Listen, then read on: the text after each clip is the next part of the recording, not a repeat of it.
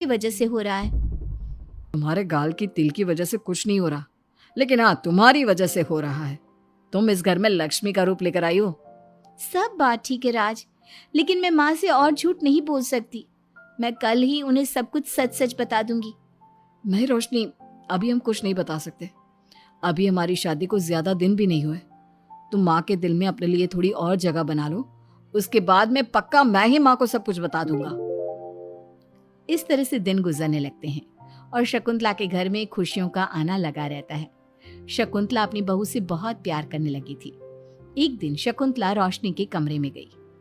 बहू, ओ बहू, कहाँ है तू? माँ मैं बाथरूम में हूँ, नहा रही हूँ। अरे देख तो मैं तेरे लिए क्या लाई हूँ, जल्दी बाहर आ। अब मैं क्या करूँ? मेरे पास तो काजल भी नहीं है, अब चेहरे पर क्या लगाऊं? राज तुमने अच्छा फंसाया मुझे। माँ आप अपने कमरे में जाइए, मुझे नहाने में थोड़ा टाइम लगेगा। मैं खुद आपके कमरे में आ जाऊंगी। नहीं बहू, तू जल्दी से निकल कर आ, मैं यहीं बैठी हूँ तेरे कमरे में। जब रोशनी को इस बात का एहसास हो गया कि उसकी सास कमरे से नहीं जाएगी, तो उसने अपने गीले बाल एक तरफ कर लिए और बालों से अपना आधा चेहरा छुपाकर बाहर आई। बहू, नहा ली तुम? देखो, मैं तुम्हारे लिए नई साड़ी और गहने लाई हूँ। आज शाम को बहुत मेहमान आ रहे हैं, मैं तुम्हें सबसे मिलवाऊंगी। मेहमान किस लिए आ रहे हैं माँ? अरे तुम्हें राज ने बताया नहीं बहू? हमारी कंपनी इस साल नंबर 1 की पोजीशन पर पहुंच गई है और ये सब तेरी वजह से हुआ है। चलो मैं चलती हूँ, मुझे शाम की बहुत सारी तैयारी भी तो करनी है। जब शकुंतला रोशनी के कमरे से चली गई, तब उसकी जान में जान आई। शाम को पार्टी में बहुत बड़े बड़े लोग आए थे। शकुंतला ने अपनी बहू को सबसे मिलवाया और उसकी खूब तारीफ की। पार्टी में सब लोग शकुंतला के सक्सेस का राज पूछ रहे थे, तो शकुंतला अपनी बहू और उसके दिल की तारीफ कर रही थी। एक दिन शकुंतला अपने बहू बेटे के साथ घूमने गई।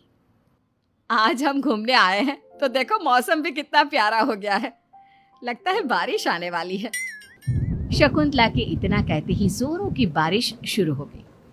रोशनी और राज कुछ सोच पाते इससे पहले ही रोशनी के गाल पर काजल का तिल बह गया और शकुंतला ने ये सब देख लिया। अब शकुंतला के गुस्से की कोई हद ना रही। तूने मुझसे झूठ बोला? तेरी इतनी हिम्मत! कल वही, मैंने तुझे इतना प्यार किया, तुझे अपने बेटे से ज्यादा ममता दी, और तूने मेरे साथ विश्वासघात किया।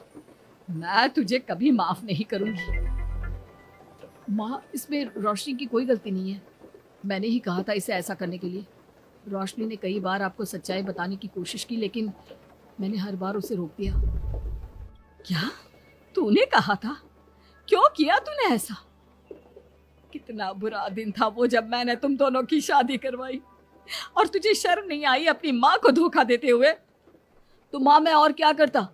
अब तो पीछे ही पड़ गई थी तिल वाली बहू के। आपको कोई लड़की भी तो नहीं मिल रही थी, और मैं रोशनी को बहुत प्यार करता हूँ, उसके बिना नहीं रह सकता। हाँ, तो अब इसी के पास रहे। मैं तुम दोनों की शक्ल नहीं देखना चाहती। ले जा इस झूठी और मनहूस लड़की को मेरे सामने से। माँ, कल तक तो रोशनी बहुत भाग्यवान थी, आज ये मनहूस हो गई। अपनी सोच बदलो माँ, चेहरे के ऊपर तिल होने से कुछ नहीं होता। आपने देखा नहीं, रोशनी के घर आते ही हमारे सारे काम पूरे हो गए। आज हमारी कंपनी नंबर 1 है। अब कब अंधविश्वास करना छोड़ोगी? बेटे की इतना समझाने पर माँ को समझ में आ जाता है कि वो गलती कर रही है। शकुंतला अपने बहू बेटे को लेकर घर आ जाती है। अगले दिन शकुंतला रोशनी के गाल पर काजल से एक तिल बना देती है। राज और रोशनी शकुंतला को बहुत हैरानी से देखते हैं। तब वो कहती है, ऐसे क्या देख रहे हो तुम दोनों? ये तिल नहीं, काला टीका है, ताकि मेरी बहू को किसी की नजर ना लगे। शकुंतला की बात सुनकर सब हंसने लगते हैं।